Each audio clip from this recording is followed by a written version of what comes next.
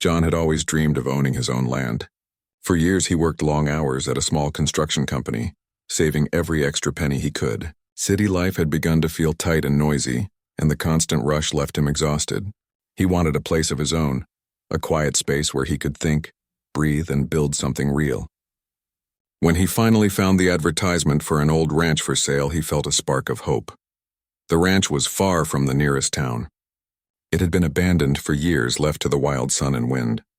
The house was old and worn, the paint peeling, and the roof sagging in some places. Fences had fallen and the barn had lost most of its wood panels. The field was full of wild grass and weeds, and a few horses wandered freely, as if claiming the land themselves.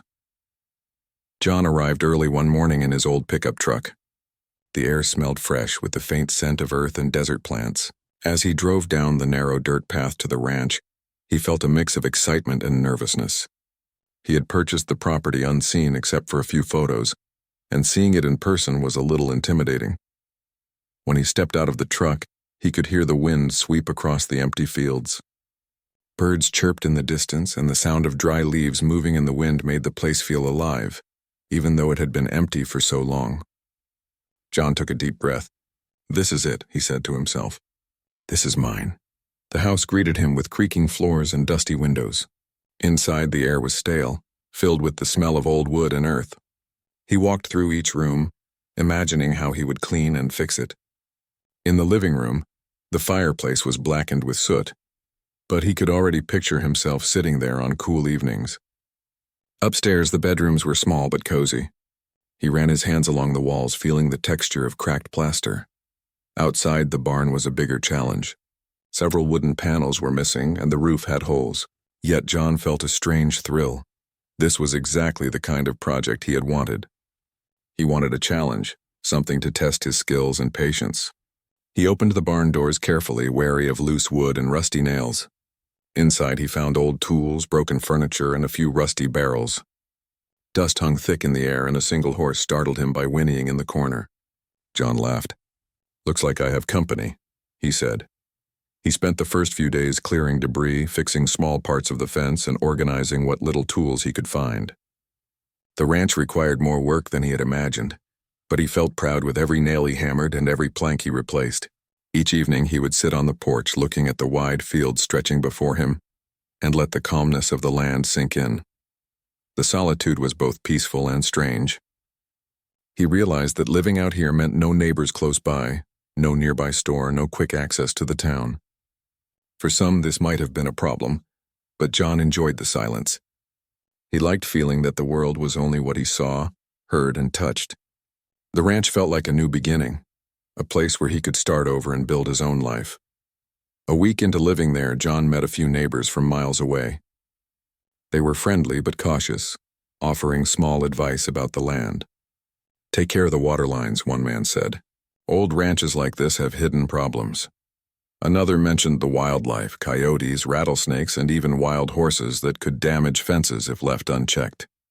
John nodded and listened carefully. He appreciated the warnings but still felt confident that he could manage. During the second week, while inspecting the far side of the property, John noticed something unusual. There were faint signs of movement among the trees and tall grass. At first he thought it might be the horses wandering closer, but he couldn't be sure. A few times he heard whispers of voices in the distance, too soft to make out. He shrugged it off, thinking the wind might be carrying sounds from the nearby hills. Despite the strange noises, John felt more connected to the ranch each day. He began naming parts of the property in his mind: the small grove of trees near the creek, the large stone by the barn, and the open field in the north. Every morning he walked through the land, planning improvements. He thought about planting a garden, fixing the water system, and even building a small pen for the horses. One afternoon, as the sun was setting, John stood on the porch watching the sky turn pink and orange. The wind blew through the broken fences, and the sound of rustling grass filled the silence. He felt a deep sense of freedom he had never experienced in the city. For the first time in years, he felt like he truly owned something that mattered, not just a house, but a piece of the earth itself. At night, the ranch became even more alive. The stars were brighter than John had ever seen, and the moon cast soft shadows across the fields. He could hear the distant howls of coyotes and the faint clatter of the old barn doors in the wind.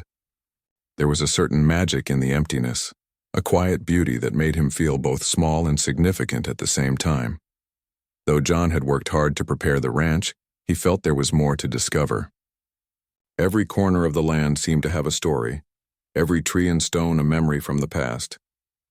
He realized that owning the ranch was more than just having property. It was about becoming part of something bigger, something alive. As he went to sleep that night, tired from a long day of work but filled with hope, John did not know what awaited him in the coming weeks. The ranch had been abandoned for years, and yet it seemed to whisper a promise of surprises, challenges, and perhaps even unexpected friendships. He closed his eyes, feeling ready for whatever was coming, unaware that life on the ranch was about to change in ways he could never imagine. It was a bright morning when John noticed movement along the edge of the ranch. He had gone to check the north field where the grass grew tall and wild. The sun was warm on his back and the wind carried the faint scent of wildflowers. At first he thought it might be the horses wandering closer than usual. But then he saw 3 figures moving slowly among the trees, their shapes distinct against the green backdrop. John froze for a moment. He wasn't expecting anyone. This ranch was far from the nearest town. He squinted, trying to make out who or what they were. As they stepped closer, he realized they were women, not children or men. Their clothing was simple yet traditional, with patterns and designs that seemed both practical and symbolic. Something about them felt familiar, though he couldn't place it immediately. The women stopped at the tree line, keeping a careful distance.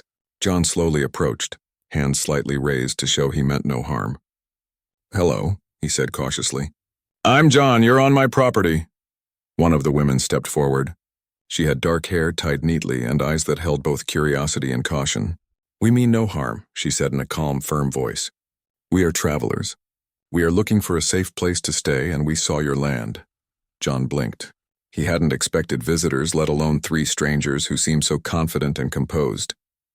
"Safe place," he repeated. "This is a private property. You can't just—" He stopped, realizing how odd it sounded to accuse them when they had not done anything wrong. The second woman spoke. "We do not intend to take what is not given.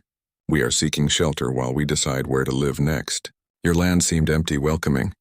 Her voice was gentle, yet it carried authority.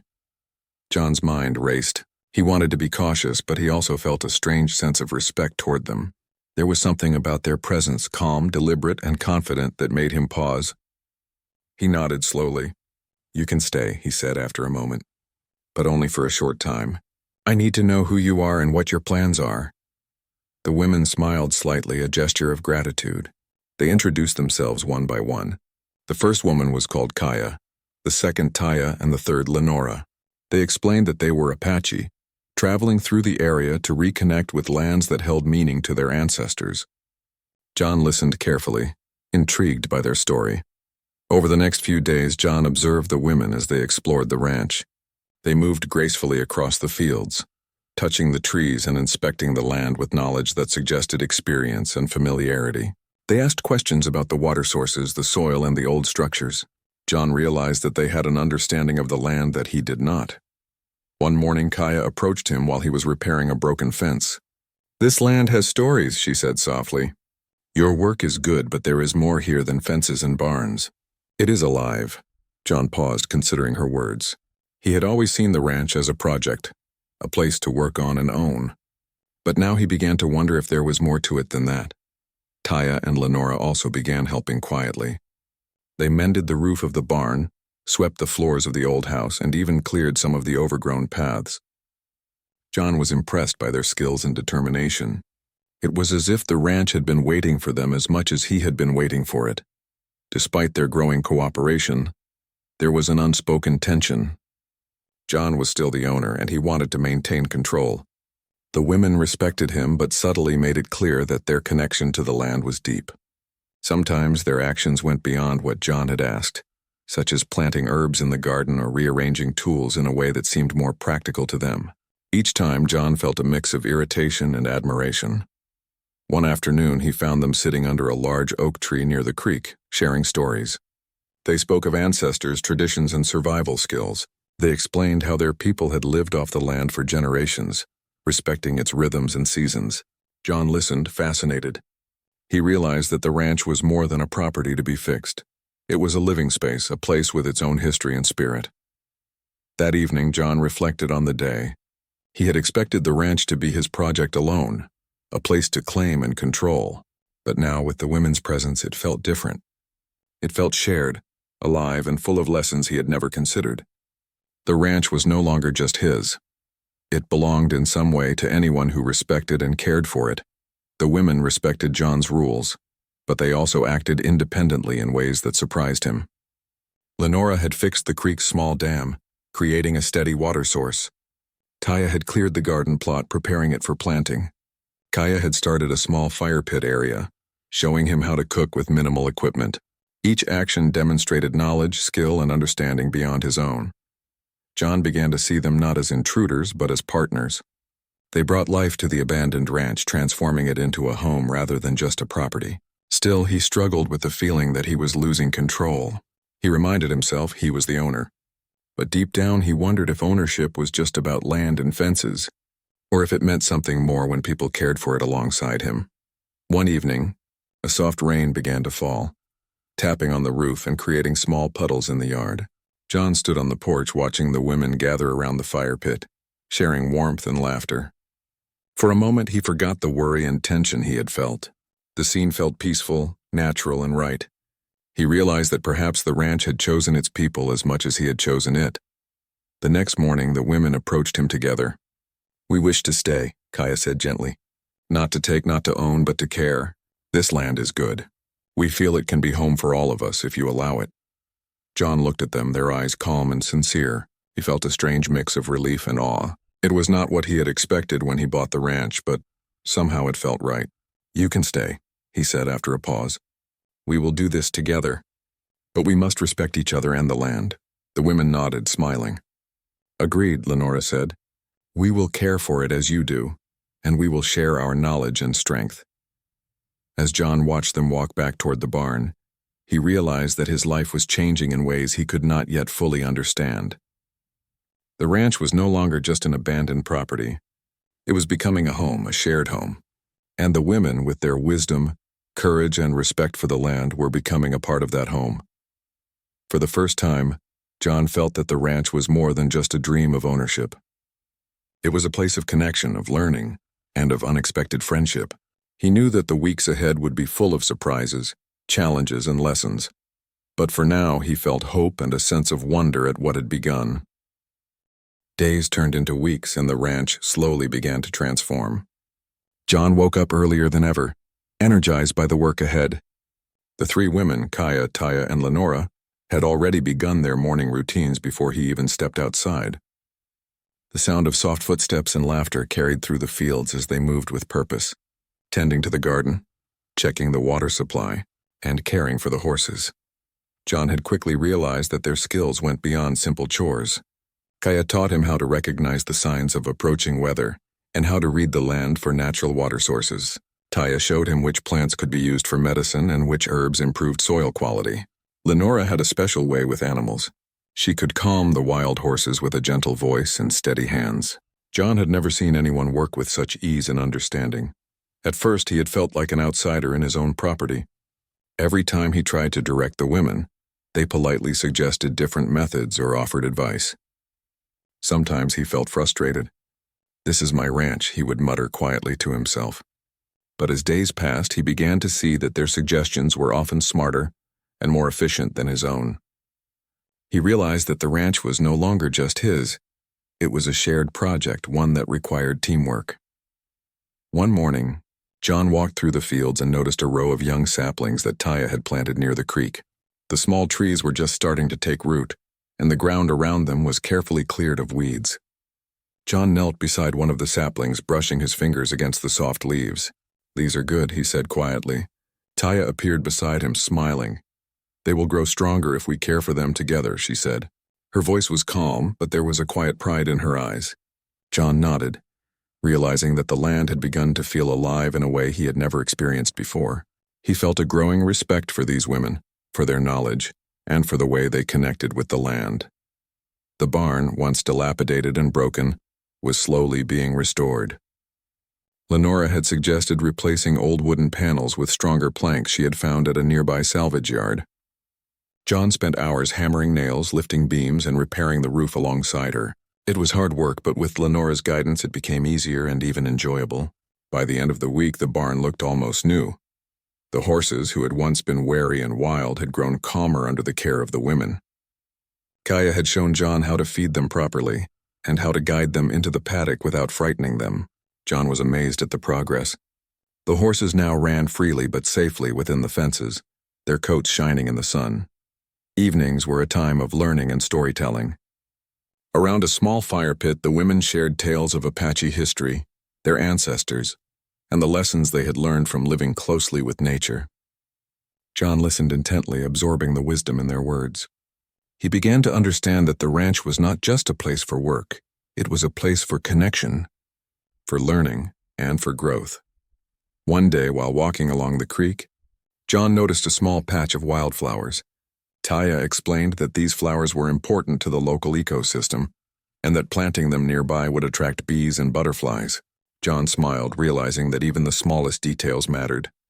The ranch was not just land, it was a living system, and every action they took affected it. Despite their growing closeness, there were moments of tension. John sometimes felt that the women were taking liberties he had not expected. Kaya had moved some of his tools to a different shed, and Lenora had started building a new pen for the horses without asking. At first he felt irritation rise, but then he caught himself. He realized that their actions were never disrespectful. They were thoughtful, aimed at making the ranch better. Slowly he learned to let go of rigid control and trust them. By the fourth week, John noticed a change in himself. He was more patient, more observant, and more willing to learn. He found himself asking questions and listening carefully, rather than simply giving orders. The women had brought a sense of harmony to the ranch, balancing his energy with their knowledge and perspective. One morning, John woke early to find the women already preparing breakfast outside. The smell of herbs and fresh bread filled the air. They invited him to join, and together they shared a simple meal under the rising sun. The conversation flowed easily, filled with laughter and gentle teasing. John realized that these mornings had become the best part of his day. Work on the ranch continued in a rhythm that felt natural. They repaired fences, planted vegetables, tended to the horses, and even built a small greenhouse for seedlings. Every evening, John would stand on the porch looking over the land that was slowly becoming beautiful and alive. He felt pride, not only in his own work but in what they had accomplished together. The ranch had begun to feel like a home, not just a property. The house no longer smelled stale. Instead, it carried the faint aroma of herbs, cooking fires, and the warmth of people living in it. The barn echoed with the soft sounds of animals, and the fields were dotted with signs of care and growth. John realized that the presence of Kaya, Taya, and Lenora had transformed the ranch completely. One evening, as the sun dipped below the hills, John walked alone to the edge of the property. The sky was painted in shades of pink and orange, and the wind whispered through the grass. He thought about the past few weeks, the work, the lessons, and the unexpected friendship that had formed. He understood now that the ranch was more than a place to own. It was a living, breathing space that required respect, care, and connection. As night fell, the women gathered around the fire pit once again. This time they invited John to sit with them and share stories from his own life. He spoke about growing up in the city, his dreams of owning land, and the long journey that had brought him to the ranch. They listened intently, nodding and smiling, and John felt a warmth he had not felt in years. By the end of part 3, the bond between John and the women was strong. They were no longer strangers or temporary visitors. They had become partners in the ranch's care. John had learned to trust them, and the women had learned to trust him. Together they were building not only a home but a community, united by the land and by the respect they had for one another. The ranch, once abandoned and lonely, was now alive with purpose, skill, and companionship. John knew that life on the property would continue to bring challenges, but he also knew that with Kaya, Taya, and Lenora by his side, there was nothing they could not face together. By the 4th week on the ranch, life had settled into a rhythm that felt natural and fulfilling. The sun rose early, casting a warm glow over the fields, and John found himself waking before dawn, eager to join the women in their morning tasks.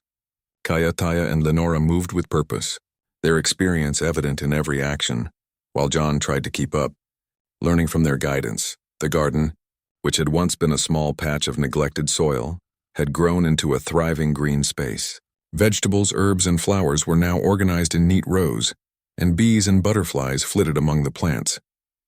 Taya had taught John how to prepare compost, plant seeds at the right depth, and water efficiently.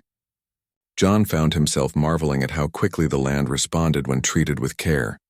The barn was fully restored, sturdy and safe for the horses and storage. Lenora spent hours checking on the animals, brushing their coats and making sure they were healthy. John had never been close to animals before, but under her guidance he began to understand their needs and behavior. Even the wild horses that had initially been wary were now comfortable around all of them. Kaya had focused on the land itself, walking the fields and studying the patterns of soil, sunlight, and water. She suggested planting new crops near the creek, building small irrigation channels, and reinforcing the fences to protect against wildlife. John began to appreciate her knowledge and insight. He realized that owning land was not just about control or property.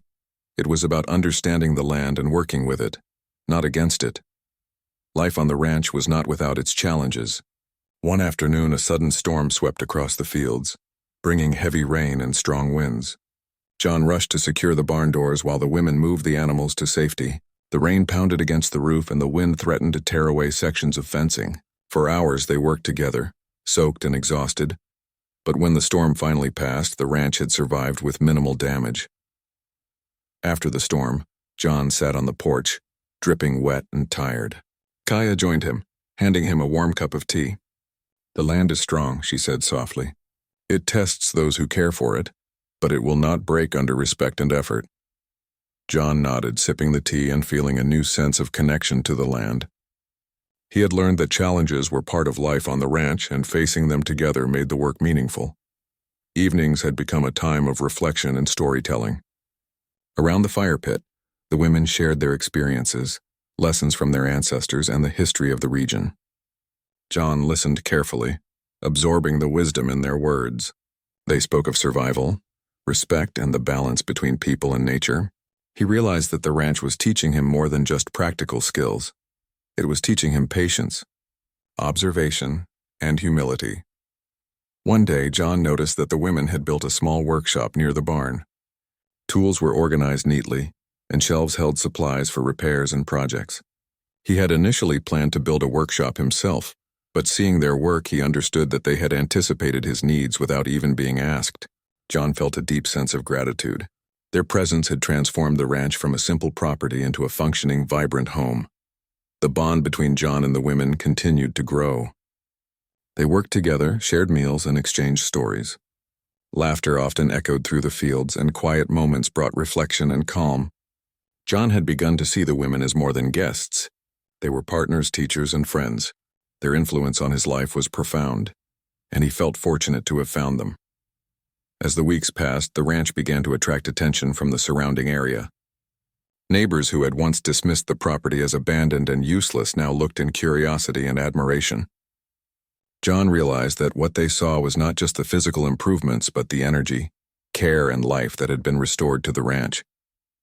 The land had become a symbol of possibility, resilience, and collaboration. Despite the growing harmony, there were moments of reflection and quiet uncertainty. John sometimes wondered what the future held, how long the women would stay, what changes might come, and how to balance his role as the owner with their deep connection to the land. These thoughts reminded him that life was not always predictable, but he felt confident that together, they could handle whatever challenges arose. One afternoon, while walking along the creek with Kaya, John noticed a small patch of wildflowers that had survived the storm. "These flowers are strong," he said. "They didn't give up even in bad weather." Kaya smiled. "That is the way of life on this land," she said. "We adapt, we respect, and we care. The land rewards patience and effort." John felt a sense of understanding settle in his mind. He had begun to see the ranch as a living entity, one that responded to care, effort, and respect. That evening, as the sun set in shades of orange and pink, John sat on the porch watching the women work quietly in the garden. He felt a sense of peace he had never known in the city. The ranch was no longer just a dream. It was real, alive, and full of possibility. The women had brought knowledge, strength, and warmth, transforming the abandoned property into a home filled with life and purpose. By the end of the 4th week, John realized how much he had changed. He had become more patient, more observant, and more connected to the land and the people around him. He had learned to let go of strict control and embrace cooperation and trust. The ranch had taught him that life was not about ownership alone, but about nurturing, respecting, and growing together. The final weeks of this phase brought a sense of anticipation and excitement. John looked forward to the days ahead, knowing that the ranch and the women had become inseparable parts of his life. He understood that the journey was just beginning, and that the coming weeks would bring new lessons, challenges, and experiences. As night fell, John sat by the fire pit with Kaya, Taya, and Lenora. The stars shone brightly above, and the air was filled with the quiet sounds of the land, the wind through the trees, the distant call of an owl, and the soft breathing of the horses in the barn. They shared stories, laughter, and quiet companionship, feeling a sense of unity and purpose that was rare and precious. John knew that the ranch was no longer just his property.